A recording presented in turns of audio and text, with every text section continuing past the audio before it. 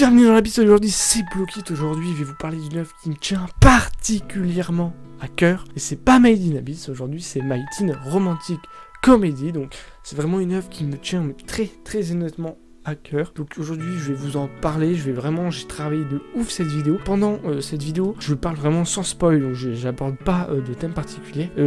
Donc c'est un animé, mais il existe aussi en light novel. Donc l'animé est en 24 épisodes, donc là pour ceux qui préfèrent les animés, je vous laisse voir l'animé. Mais là vraiment le point que je voudrais vraiment appuyer, c'est sur les light novels. Donc pour ceux qui ne connaissent pas les light novels, c'est tout simplement les romans, donc les mangas en roman. Et vraiment c'est archi bien, c'est un point de vue qui va changer. On va avoir un point de vue totalement différent parce qu'on va avoir notre protagoniste qui va donc beaucoup plus travailler dans les détails. Les aspects des réactions des personnages vont être plus travaillés et ça va vraiment, cette œuvre vraiment incroyable. Allez, plongeons dans l'abysse.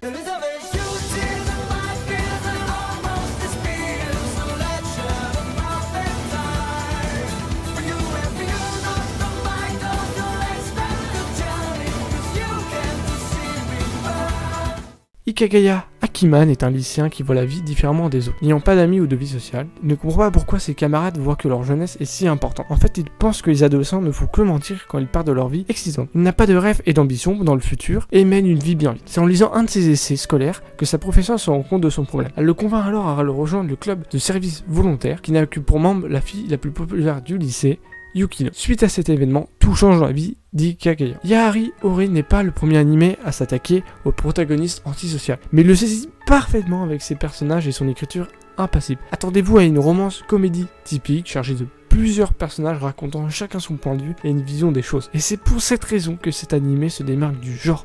C'est charmant, drôle et pourtant carrément réaliste. Bien trop souvent, les comédies romantiques se retrouvent coincées dans une boucle de naïveté et de monde beau en couleur, où les persos sont tous deux amoureux, où ils sont heureux de vivre leur vie de lycéen. Alors ces éléments, ils sont très bien. Ça crée de très bons animés comme Toradora, Kimi Todoke, Sakurazu no Pet no Kanajo, qui sont excellents dans leur genre et ça ouvre à des masterpieces quand le sujet est plus poussé comme avec Clannad After Story. Mais qu'en est-il des rejetés ou ceux qui ne sont pas autorisés à s'intégrer ou qui ne choisissent de ne pas s'intégrer? Bien sûr tout le monde n'a pas vécu cette expérience, mais c'est une expérience courante et c'est donc ce fait que Yahari Ore fait de mieux.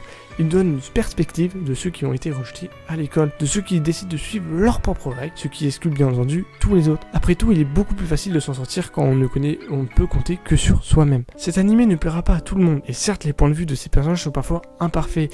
Certes, il y a une putain de petite sœur, mais il est intéressant de voir comment certaines personnes gèrent leur incapacité à se connecter aux autres, ou plutôt ce qui peut arriver à une personne qui se fait rejeter. Yahari Ore aborde également la question sous un angle différent et n'essaye pas de le décrire l'un des côtés en tant que victime ou agresseur. Nous voyons à quel point nous pouvons être méchants et cruels les uns envers les autres lorsque nous essayons de nous défendre par nous-mêmes en nous conformant au statu quo. Mais cela est vrai à la fois des personnages qui excluent et des rejetés. À la base, cet animé est très amusant. Le sens d'humour mordant et les points de vue du protagoniste sont hilarants, même s'il y a toujours un sérieux sous-jacent. Pour être bien clair, ce n'est pas un animé dramatique. Cependant, mes éloges portent tellement sur les éléments sérieux de la série, car j'estime que c'est ce qui fait de cet animé un véritable animé, par rapport à une comédie typique. Il y a beaucoup de vérité dans cette œuvre et cela semble très réaliste. À travers la vision sévère du protagoniste sur le monde, nous examinons en profondeur les comportements sociaux et constatons combien de fois tout le monde essaie juste d'être quelque chose qui ne serait pas écarté du peloton. Si vous êtes une personne à la recherche d'un animé romantique à regarder, il se peut que ce ne soit pas ça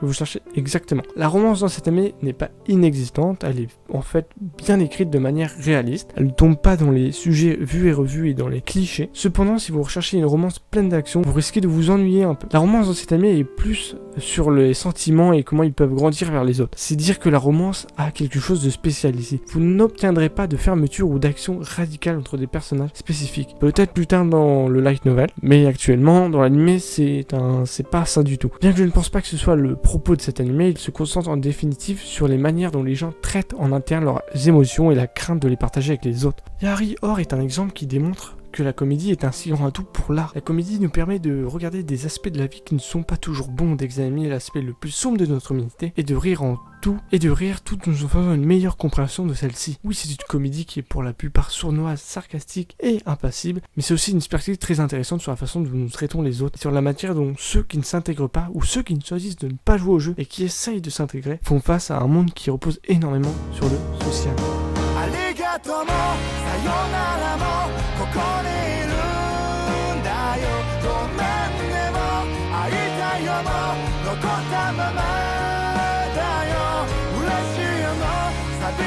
も置き去りな